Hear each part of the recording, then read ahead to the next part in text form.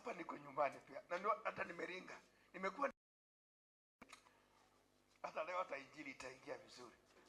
Mimi ni wenu, lakini tulipasua mchanga na mzee Oriero na wachache wengine, mzee Kiagesi mama. Ule mzee kanisa hili. Tumejenga kanisa mara 3, lakini nyumba ya Mungu tukimprove modern ikija nasema na Mungu pia awe, sababu we want to go to get the best out of this church. Mtapendezwa. So ni walete mgeni.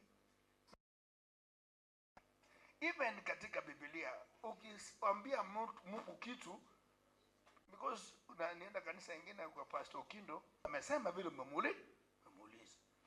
Fred amekuja hata nikiwa Kisii, nasema ameweka magoti chini na anaamini kwamba mwenye kutoa uongozi ni nani.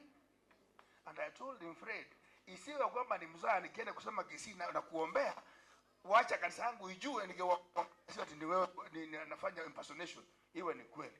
So mzee bwana Fred, tafadhali wewe unajua fundamental beliefs of Seventh-day Adventist Church. Kuja utaje na useme Mungu ajibu maoni yako. Na akijibu, asipojibu ya mwingine asikasirike. Si ndio? Your Excellency, please talk to my church members. Na unajua pia wanakupenda by the way.